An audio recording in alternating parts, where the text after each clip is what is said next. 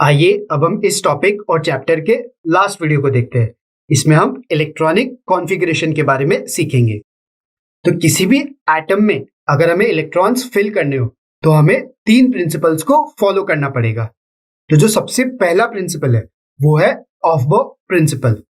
ऑफबो principal ये state करता है कि अगर मैं एटम के ग्राउंड स्टेट में रहूं तो orbitals increasing order of energy में फिल होंगे और ये जो ऑर्बिटल की एनर्जीज है ये हम n+l की वैल्यू से कैलकुलेट करेंगे। अब क्योंकि हम हर एक ऑर्बिटल की n+l की वैल्यू कैलकुलेट कर सकते हैं तो हम यहाँ पे टेबल में देख सकते हैं कि 1s की वैल्यू 1 है, 2s की n+l की वैल्यू 2 है, 2p की 3 है, 3s की 3 है। लेकिन अब आप यहाँ पे ये देख रहे हैं कि 2p और 3s की सेम वैल्यू है, तो इसमें हम कैसे भरेंगे? इसमें हम तो जब भी हमारे n+l की वैल्यू सेम रहेगी तो लोअर वैल्यू ऑफ n को हम पहले भरेंगे, मतलब कि 2p को हम 3s के पहले भरेंगे। सिमिलरली हम ये 3p और 4s में भी देख सकते हैं, लेकिन अगर आप 4s और 3d में देखें तो 4s की वैल्यू 4 है और 3d की वैल्यू 5 है। तो ऑल्दो यहाँ पे n की वैल्यू 3d की कम है लेकिन 4s पहले फिल होता है क्योंकि उसके n+l की वैल्यू कम है। ऑफबो प्रिंसिपल को हम इस चार्ट से भी रिप्रेजेंट कर सकते हैं। नेक्स्ट हम प्रिंसिपल देखेंगे Pauli's exclusion principle. Pauli's exclusion principle ये स्टेट करता है कि कोई भी दो इलेक्ट्रॉन के same set of 4 quantum numbers नहीं हो सकते। मतलब कि अगर मैं 2s की बात करूं तो 2s में मेरे n, l, m और s की वैल्यूज अगर मैं इलेक्ट्रॉन्स की देखने जाऊं तो मुझे सिर्फ दो डिस्टिंक्ट वैल्यू मिल सकती है क्योंकि यहाँ पे n, l और m की वैल्यू सेम है, सिर्फ s की वैल्यू अलग है। तो यही रीजन है कि हम एक ऑर्बिटल में सिर्फ दो ही इलेक्ट्रॉन को भर सकते हैं। तो इसके लिए किसी भी शेल में मैक्सिमम नंबर ऑफ इलेक्ट्रॉन्स कितने होते हैं? 2n²।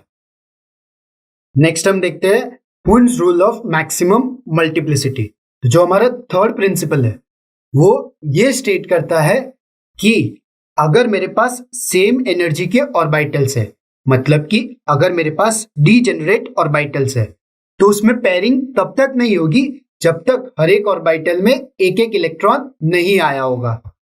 एक बार हर एक ऑर्बिटल में एक एक इलेक्ट्रॉन आ जाएगा उसी के बाद आपकी पेयरिंग शुरू होगी।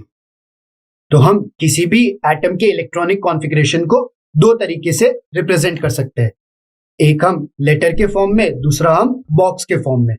तो जो ये लेटर का फॉर्म है इसमें S, P और D हमारे सबशेल के सिंबल्स है और हर एक सबशेल के पीछे हम प्रिंसिपल क्वांटम नंबर को प्लेस करेंगे।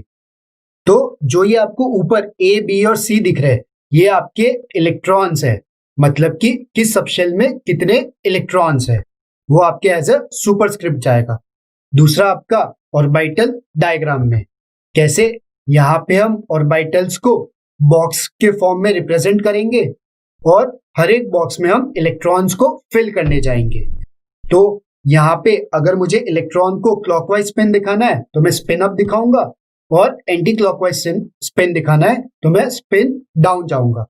फॉर एग्जाम्पल अगर मैं लिथियम का एग्जाम्पल लूं तो जो पहला तरीका है उसमें मैं 1s2 2s1 इस तरीके से लिखूंगा, लेकिन जो मेरा दूसरा तरीका है तो मैं हर एक ऑर्बिटल को एक बॉक्स के फॉर्म में रिप्रेजेंट करूंगा और उसके बाद उसमें इलेक्ट्रॉन्स फिल करना शुरू करूंगा। हम सिमिलर एग्जांपल फ्लोरीन का भी देख सकते हैं। तो इस तरीके से हम इलेक्ट्रॉनिक कॉन्फ़िगरेशंस को रिप्रेजेंट करते हैं। तो जैसे जैसे हम एलिमेंट्स के इलेक्ट्रॉनिक कॉन्फ़िगरेशन लिखते जाते हैं तो हम ये देखते हैं कि क्रोमियम में हमें एक एक्सेप्शन दिखता है।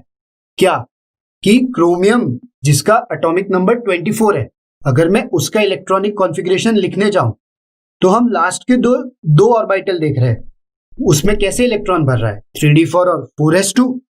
तो ये हमारा एक्सपेक्टेड है, लेकिन जब एक्चुअल में इसका इलेक्ट्रॉनिक कॉन्फ़िगरेशन हमें मिला तो वो आया 3d5 और 4s1।